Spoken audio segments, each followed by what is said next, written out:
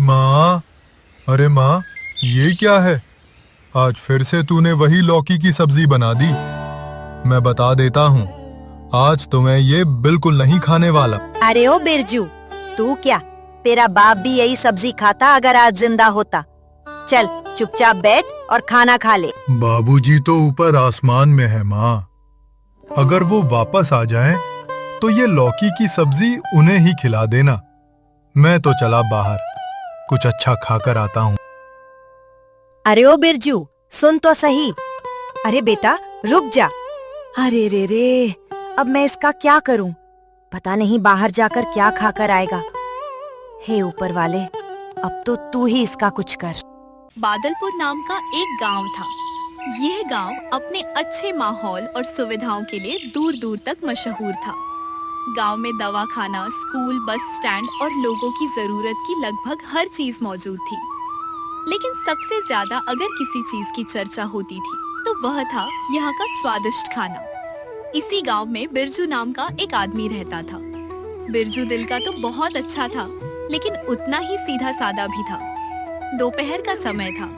बिरजू को बहुत जोर की भूख लगी हुई थी। वह सीधा गांव की मशहूर मिठाई और समोसे की दुकान पर पहुंच गया, जहां बिल्लू हलवाई अपने चेले कुज्जा के साथ बैठा हुआ था।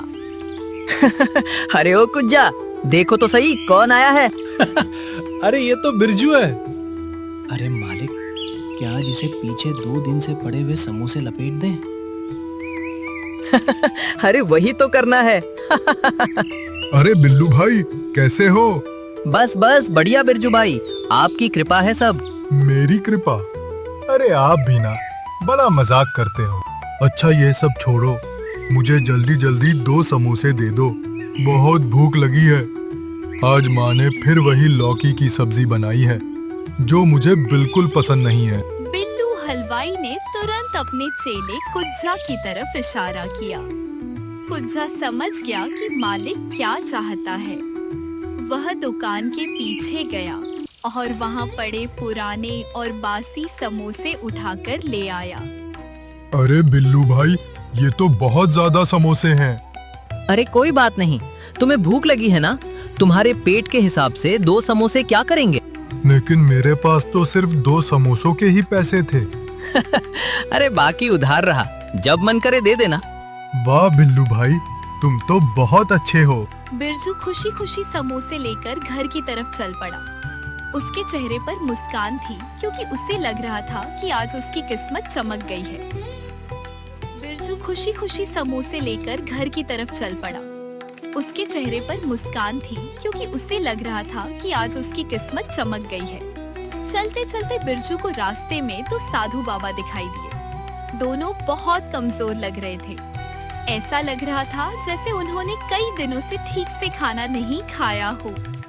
उनकी हालत देखकर किसी का भी दिल पसीज सकता था। बिरजू तो वैसे भी बहुत दयालु था। प्रणाम बाबा जी। अरे बेटा, कहाँ जा रहे हो तुम? प्रणाम को छोड़ो बेटा, भूख के मारे प्राण निकल रहे हैं, कुछ खाने को दे दो। अरे बाबा जी, मेरे पास ये समोसे हैं, आप खा लीजिए। बिरजू की बात सुनकर दोनों साधु बहुत खुश हो गए। उन्हें लगा कि आज कई दिनों बाद कुछ अच्छा खाने को मिलेगा। दोनों ने बिना देर किए समोसे खाने शुरू कर दिए। लेकिन कुछ ही मिनटों बाद ऐसा हुआ जिसकी किसी ने कल्पना भी नहीं की थी। अरे रे रे, ये क्या खिला दिया तूने बेटा? अरे राम राम, पेट में तो भूचाल आ गया। सत्यानाश हो उस आदमी का जिसने ये समोसे बनाए हैं। इससे अच्छा तो हम भूखे ही रह जाते। अरे भागो रे, जल्दी भागो, झाड़ियों के पीछे भागो, नहीं तो यहीं हमारी इज्जत निकल जाएगी। अरे ये क्या हो गया? लेकिन मुझे तो अभी भी बहुत भूख लगी है। आज तो चाहे कुछ भी हो जाए, मैं लौकी की सब्जी नहीं खाऊंगा। लेकिन अब मेरे पास पैसे भी नहीं है। आखिर करूं तो क्या करूं?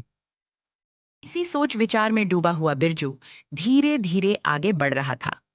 तभी उसकी नजर सामने बने सेठ गोपीचंद के बड़े से गोदाम पर पड़ी।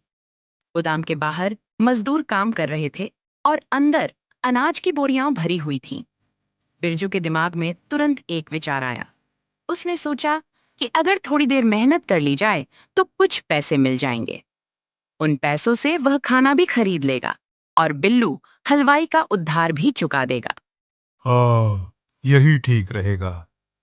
थोड़ा काम कर लेता हूँ, पैसे भी मिल जाएंगे और घर के लिए कुछ अच्छा खाने को भी ले जाऊंगा। यह सोचकर बिरजू सीधे सेठ गोपीचंद के पास पहुंच गया। लेकिन उसे क्या पता था कि गांव का यह सेठ भी कम चालाक नहीं था। अरे सेठ जी, मुझे कोई काम मिलेगा? मुझे कुछ पैसों की जरूरत है। वाह, आज तो बिना मेहनत के फायदा होने वाला है। इससे खूब काम करवाऊंगा और पैसे कम दूंगा। हाँ बिरजू, काम तो है। हाँ, तुम्हें सिर्फ 50 बोरियां उठानी पड़ेंगी और बदले में मैं तुम्हें 200 रुपए दूंगा। अरे बाप रे, इतनी सारी बोरियां! अरे बिरजू, ये तो बहुत कम है। बाकी लोगों से तो मैं 80 बोरियां उठवाता हूँ। तुम भले आदमी हो, इसलिए तुमसे कम काम करवा रहा हूँ। सच में सेठ जी, आप तो बहुत अच्छे आदमी हो। अरे तुम सब अब आराम करो, मैं भी थोड़ा आराम करने जा रहा हूँ। बाकी का सारा काम ये बिरजू कर लेगा। सेठ की मीठी मीठी बातें सुनकर बिरजू खुश हो गया और तुरंत काम में लग गया। वह लगातार बोरियां उठाता रहा, कभी गोदाम के अंदर, कभी बाहर। लो सेठ जी, काम पूरा हो गया। बहुत बढ़िया बिरजू, ये लो तुम्हारे 200 रुपए। सेठ गोपीचंद से मेहनत की कमाई के 200 रुपए लेकर बिरजू खुशी से फूला नहीं समा रहा था। उसे लग रहा था कि आज तो उसकी किस्मत ही चमक गई है। सुबह घर से भूखा निकला था और अब जेब में पैसे भी थे। अरे वाह वाह, आज तो मेरा दिन बहुत अच्छा है। पैसे भी मिल गए और अब मैं अपने मनपसंद समोसे भी खा सकूंगा। माँ भी बहुत खुश होगी। यही सोचते सोचते बिरजू फिर से बिल्लू हलवाई की दुकान पर पहुंच गया। अरे बिल्लू भाई, ये लो अपने उधार के पैसे। और सुनो, अब मुझे कुछ समोसे और दे दो। आज मैं घर जाकर अपनी माँ के साथ बैठकर आराम से खाऊंगा। क्यों नहीं बिरजू भाई, अभी देता हूँ। इस बार भी वही बासी और खराब समोसे उठाकर ले आया। दोनों के चेहरे पर चालाकी भरी मुस्कान थी।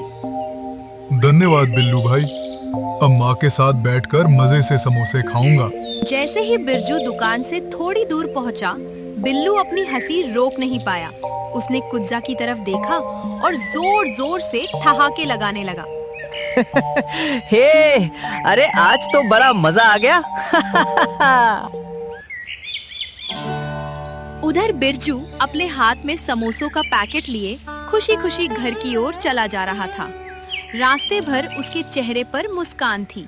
उसे बार बार यही ख्याल आ रहा था कि आज उसकी माँ कितनी खुश होगी। आखिर उसका बेटा मेहनत करके पैसे भी कमा कर लाया था। माँ, अरे ओ माँ, देखो तो सही, आज मैं क्या लेकर आया हूँ। जल्दी बाहर आओ, आज हम दोनों साथ बैठकर समोसे खाएंगे। अरे वाह मेरे बेटे, क्या बात है। चल बैठ, आज तेरे समोसे खाते हैं। पहले ये बता कि पैसे कहाँ से लेकर आया। माँ के पूछते ही बिरजू बड़े उत्साह से सारी कहानी सुनाने लगा। उसने बताया कि कैसे उसने सेठ गोपीचंद के गोदाम में काम किया और कैसे 200 रुपए कमाए। लेकिन पूरी कहानी सुनते ही माँ का माथा ठनक गया। सत्यानाश, तू मूर्ख का मूर्ख ही रहेगा। उस सेठ ने तुझसे बहुत ज्यादा काम करवाया और पैसे बहुत कम दिए। तुझे फिर बेवकूफ बना दिया गया। क्या माँ, सच में मेरे साथ फिर से ऐसा हुआ? और ये समोसे कहाँ से लेकर आया है? बिल्लू हलवाई की दुकान से। माँ ने समोसों को हाथ में उठाया। पहले उन्हें गौर से देखा, फिर सूंघा। जैसे ही उसे समोसों की असली हालत का पता चला। अरे घन चक्कर, तेरी बुद्धि को क्या हो गया है? ये समोसे भी खराब हैं। तुझे बिल्लू हलवाई ने भी मूर्ख बना दिया। अरे रे रे रे, क्या होगा रे तेरा? अब बिरजू का चेहरा उतर चुका था। उसे समझ आ गया था कि पूरे दिन में एक नहीं बल्कि दो दो लोगों ने उसे बेवकूफ बनाया है। रुक, मैं अभी तेरे लिए कुछ लेकर आती हूँ। अरे माँ, हाथ जोड़ता हूँ, कहीं फिर से लौकी की सब्जी मत ले आना, मैं सच में नहीं खा पाऊंगा। ले बेटा, देख तेरे लिए क्या लाई हूँ। अरे माँ, ये क्या, हलवा पूरी? हाँ मेरे बच्चे, मुझे भी लगा कि अगर तुझे लौकी की सब्जी बिल्कुल पसंद नहीं है तो क्यों ना तेरी पसंद का कुछ बना दूं। चल, अब गरम गरम हलवा पूरी खा ले। वाह माँ, आज तो मजा ही आ गया, मुझे तो बहुत जोरों की भूख लगी थी। आओ माँ, तुम भी बैठो, आज हम दोनों साथ बैठकर हलवा पूरी खाते हैं। इसी तरह सारा दिन घूम फिर कर भी बिरजू को आखिरकार खाना अपनी माँ के हाथों का ही मिला। चलो दोस्तों, मिलते हैं एक नई कहानी के साथ। तब तक आप अपना ख्याल रखना और माँ के हाथों का खाना खाते रहना।